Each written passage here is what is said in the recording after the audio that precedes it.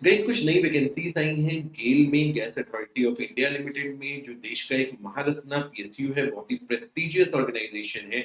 और यहाँ पे हम इसको डिस्कस करने वाले हैं आज की इस वीडियो में कि क्या वैकेंसीज आई हैं, क्या रिक्वायरमेंट है, क्या एलिजिबिलिटी क्राइटेरिया है और किस तरीके से आप फॉर्म भर सकते हैं एंड सिलेक्शन प्रोसेस क्या है। So guys welcome to JEE by Acumen. मेरा नाम है डॉक्टर उमा शंकर त्रिपाठी। तो चलते हैं जल्दी से हम अपने नोटिफिकेशन की तरफ और समझते हैं कि नोटिफिकेशन में क्या है।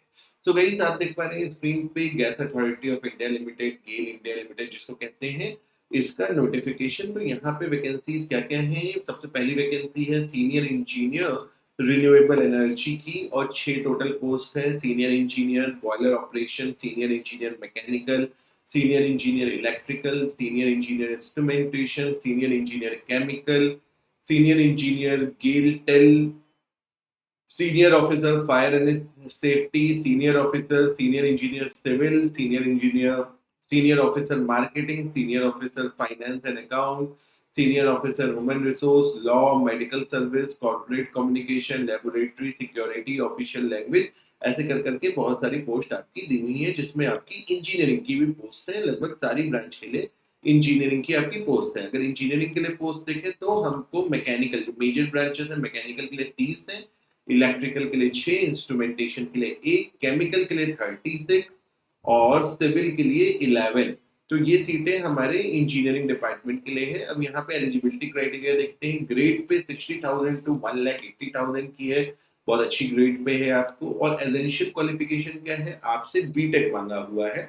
ठीक है, बीटेक मांगा हुआ है आपकी इन सब ब्रांचेस में। तो रिन्यूएबल एनर्जी में लगभग लगभग सारी ब्रांचेस यहाँ पे एलिजिबल है।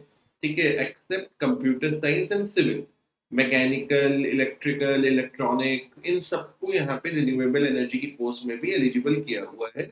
बट यहाँ पे इस वैकेंसी में आप देखिए कि आपको 1 साल का पोस्ट क्वालिफिकेशन एग्जीक्यूटिव लाइन का एक्सपीरियंस मांगा हुआ है। इसमें जितनी भी पोस्ट है सब में 1 साल का आपको एक्सपीरियंस मांगा हुआ है, इसीलिए कोई रिटन टेस्ट वगैरह नहीं है यहाँ पे। सो यहाँ पे 1 साल का एक्सपीरियंस मांगा हुआ है आपसे रिन्यूएबल एनर्जी में in state, central government institution undertaking और large private sector organisation and companies of repute as an employee of that organisation. यानी आप प्राइवेट कंपनी में भी अगर आपको 1 साल का एक्सपीरियंस है, बट प्राइवेट कंपनी ठीक ठाक होनी चाहिए, तो वहां पे आपको इस मतलब क्वालिफिकेशन में, एक्सपीरियंस में आपको मान्यता दी जाएगी। फिर बॉयलर एप्लीकेशन में आपको फिर से मैकेनिकल, केमिकल, इलेक्ट्रिकल मांगा हुआ है और 1 साल का पोस्ट क्वालिफिकेशन एक्सपीरियंस मांगा गया है इन operation and maintenance of boiler after obtaining proficiency certificate in BOE.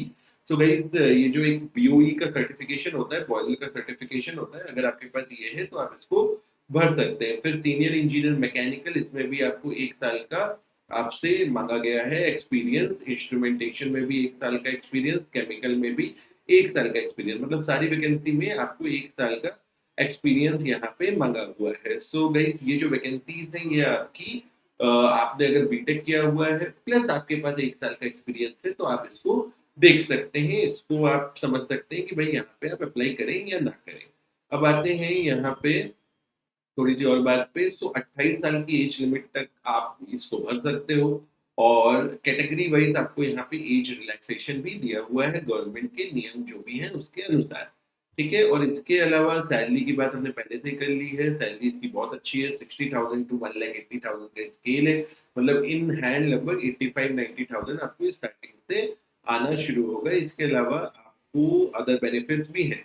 तो यहाँ पे अगर आपको फॉर्म भरना है तो 200 रुपए की फीस आपको देनी पड़ेगी। अगर आप रिजर्व कैटेगरी स्टूडेंट है तो यहाँ पे आपको कोई भी फीस देने की रिक्वायरमेंट नहीं है।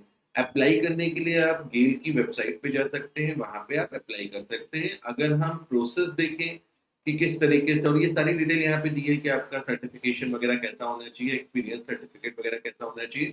सो सिलेक्शन प्रोसेस क्या है कि जो भी इंफॉर्मेशन, देखिए यहाँ पे क्या लिखा हुआ है, जो भी इंफॉर्मेशन आप ऑनलाइन एप्लीकेशन फॉर्म में सबमिट करेंगे उसके आधार पे आपको शॉर्टलिस्ट किया जाएगा। तो ऑब्वियसली आप कुछ भी ऐसी गलत इंफॉर्मेशन मत दें, अदरवाइज आपका भी समय खराब होगा, गेल का भी समय यहाँ पे खराब होगा। और इसके बाद अगर यहाँ पे लिखा हुआ है, अगर दूसरा पॉइंट देखें आप, हेंस इट इज नेसेसरी। सो इसके अलावा देखिए यहाँ पे लिखा हुआ है कि इसके अलावा आपको क्या करना पड़ेगा, selection process will involve group discussion and और interview before the selection committee for all the post except the following. मतलब जितनी भी टेक्निकल पोस्ट है यहाँ पे आपका कोई रिटन टेस्ट तो नहीं है, लेकिन ग्रुप डिस्कशन और इंटरव्यू जरूर यहाँ पे आपको देना पड़ेगा।